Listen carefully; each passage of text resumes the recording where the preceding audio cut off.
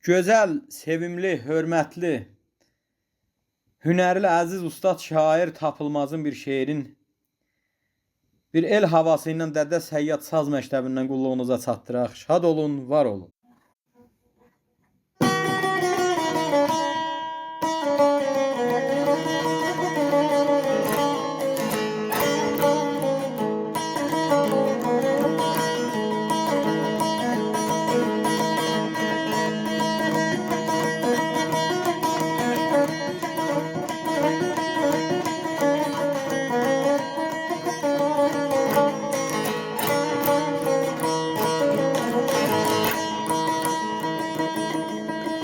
Deyir belə süfrənin hörməti uca yerdə, deyədi tümənə kəsə çörəyim, bala ölürəm öldürmə məni.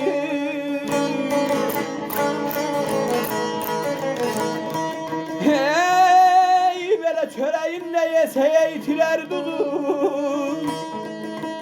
saxlamaz sürməyin, həməyin bala, həməyin bala.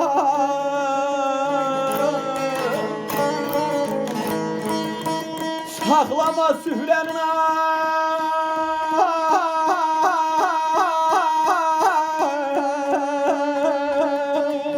aman ay aman ay aman ay aman danan ay aman ay aman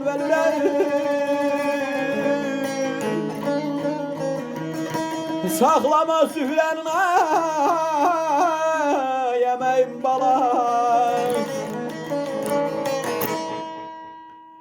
Sözler gözəl ustad şair Tapılmaz belə yazır. Süfrənin hörməti uca yerdədir. Yedi tümənə kəsə çörəyim bala. Çörəyin də yesə itirər duzun, saxlamaz süfrənin əməyin bala. Nadan adam yel tək hər yana əsər. Ehtiram, hörmət də eyləməz əsər. Daldada insanın kəndirin kəsər, sındırar dostluğun biləyin. Bala aldı dubara.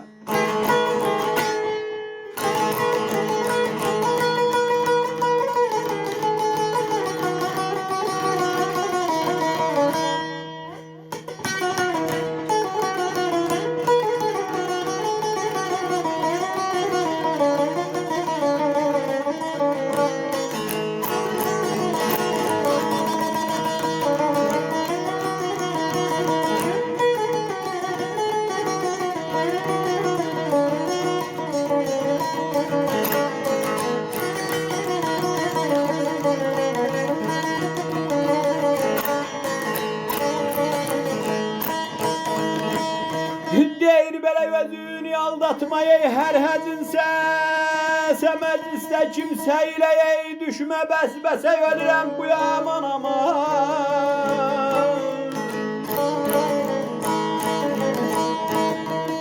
Hey, belə sirrimi söyləməyə nadan nakəsə, yandırar insanın ürəyim bala, mən alımda.